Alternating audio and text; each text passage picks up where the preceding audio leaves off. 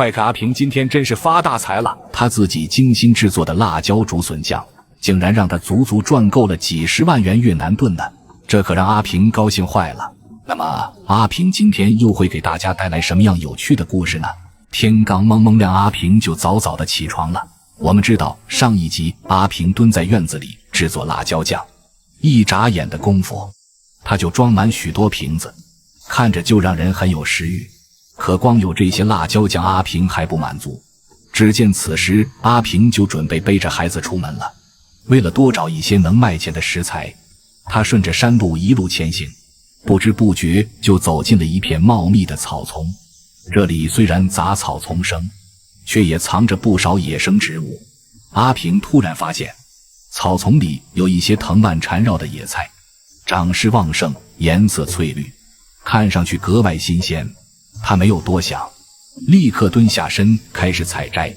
只是沒人知道這些野菜到底是什麼品種，也不禁讓人好奇，這種野菜真的能吃嗎？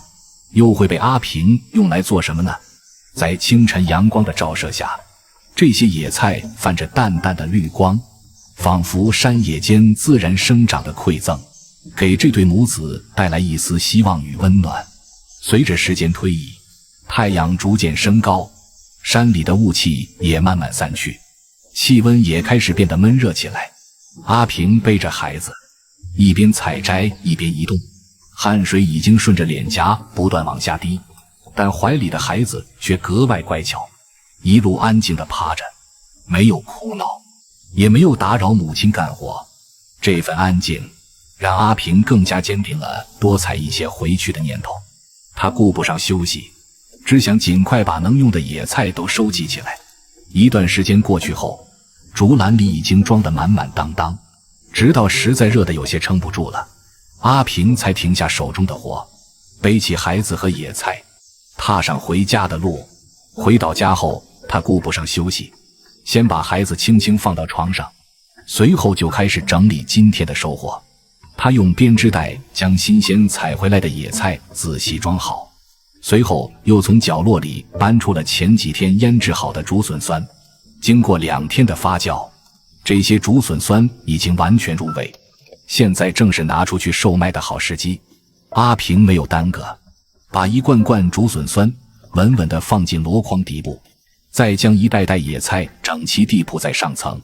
簡單餵飽孩子後，他將孩子背在胸前，確認門窗關好，便再次踏上了出門的路。一手撐着傘，一手扶着背帶，阿平背着沉重的擔子，朝着集市走去。半個小時後，他終於抵達了平時擺攤的地方。熟練地找好位置後，他迅速將竹筍酸和野菜一一擺放整齊，等待顧客上門。今天的他比以往更加期待，因為他知道這些都是一家人的生活希望。沒過多久，第一位顧客就出現了。一名戴着帽子的女子走了過來，仔細挑選了一些野菜後，爽快地付款離開。終於開張了，阿平臉上露出一絲久違的輕鬆，把孩子抱到身前，繼續守着攤位。在整個市場裡，他顯得格外特別，幾乎沒有人像他這樣一邊帶着孩子，一邊擺攤謀生。很快，第二位顧客也來了，這次直接挑走了2大捆野菜，毫不猶豫地結賬。緊接着，又有大媽過來幫襯。看得出來，這些野菜在當地還是相當受歡迎的。只是大家心裡也難免好奇，這些野菜買回去到底怎麼吃？是清炒，還是煮湯？又或者有更特別的做法？不久後，一位騎摩托的男子來到攤位前，他看中了阿平自制的竹筍酸，紅辣椒點綴其中，看起來就很有食慾，酸香撲鼻。男子毫不猶豫地買了一些，還順帶帶走了最後一部分野菜。短短時間內，4波客人接連光顧，野菜幾乎全部售空。阿平一邊收錢，一邊忙着整理攤位，心裡既踏實又欣慰。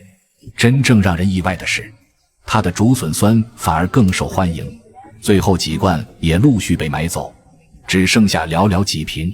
一位騎摩托的男子再次出現，看到这手工腌制的竹筍酸涩则誘人，也果断入手一瓶。不少路過的人也因为他干净整洁的摆摊方式而願意购買，覺得吃起來更放心。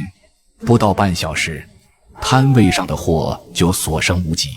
最後一位顧客出現時，阿平乾脆給出了優惠價，把最後2罐全部賣出。